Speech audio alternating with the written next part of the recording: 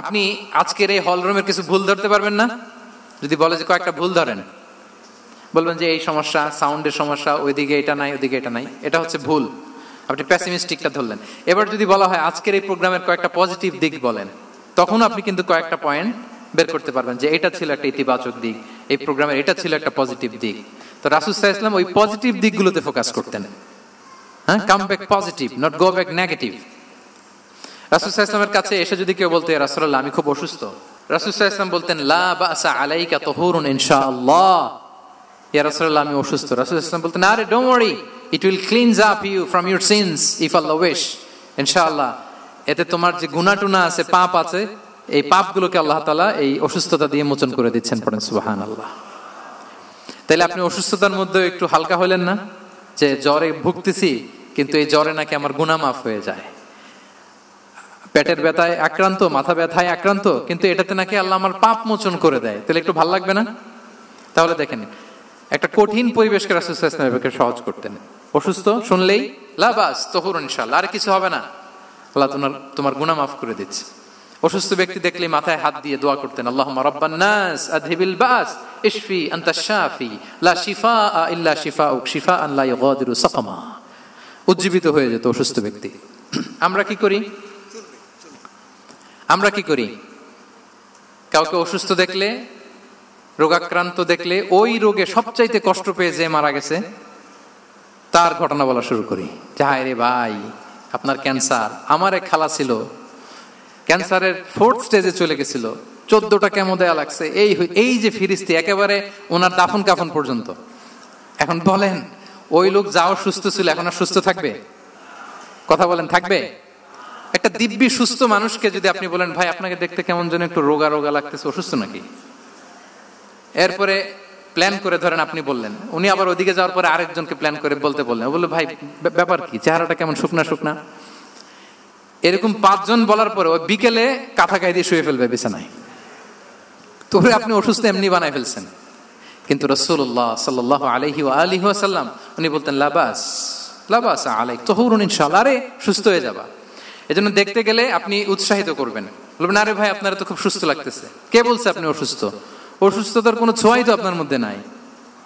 হ্যাঁ, you are looking very fine, চমৎকার লাগতেছে আপনার, কে বলছে? তো ভালো হয়ে যাচ্ছেন। এটা বললে উনি আশা পায়। আর আপনি যদি ওই রোগে সবচেয়ে কষ্ট পেয়ে যে মারা গেল, এই ঘটনা যদি ওনারে শোনান, উনি বাঁচবে বলেন? তাহলে আমরা মানুষকে উৎসাহিত করব, অপটিমিস্টিক হব, প্যাসিমিস্টিক হব না। এবার বলুন হুনাইনের যুদ্ধে, কুইজ, হুনাইনের যুদ্ধ কত হিজরিতে হয়েছিল? 8ম। হ্যাঁ, মাত্র 2-4 জন বলতেছে।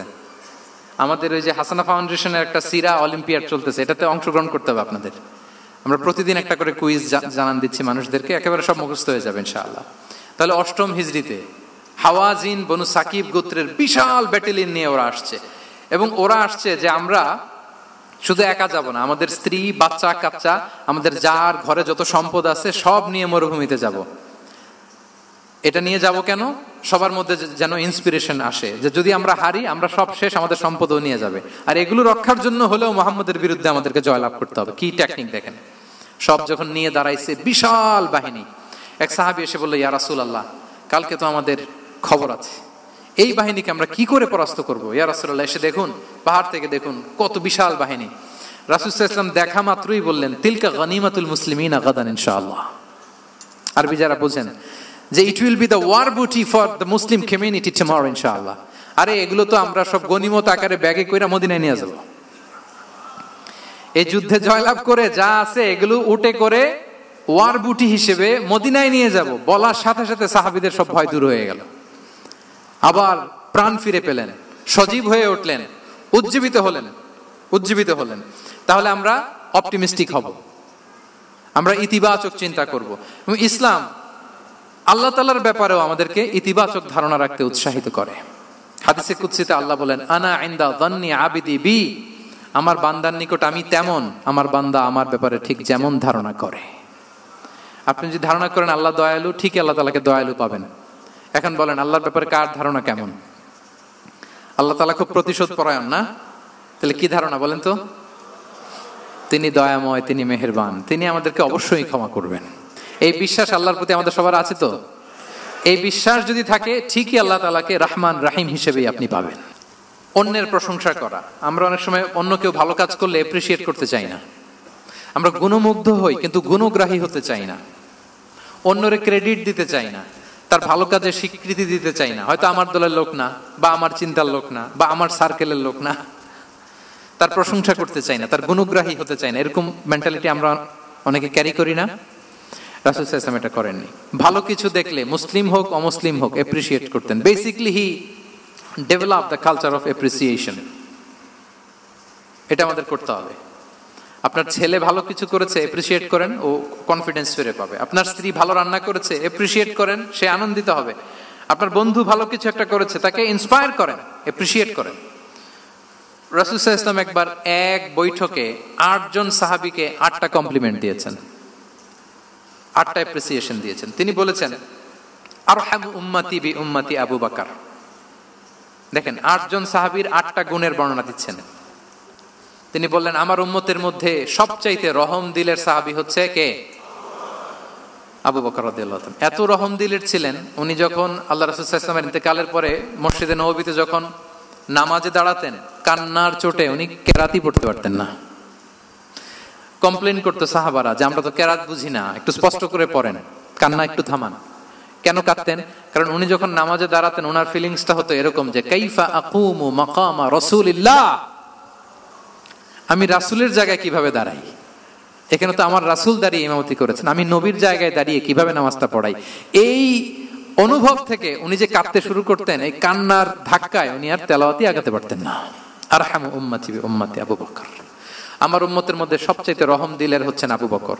ও আসাদ্দুহুম ফি আমরিল্লাহি উমর। দেখেন প্রশংসা করতেছেন। আর আমার উম্মতের মধ্যে আল্লাহর দ্বীন বাস্তবায়নে সবচাইতে কঠোর হচ্ছে ওমর। মুনাফিকরা ওনাকে জমের মতো ভয় পেত, ইভেন শয়তান ভয় পেত।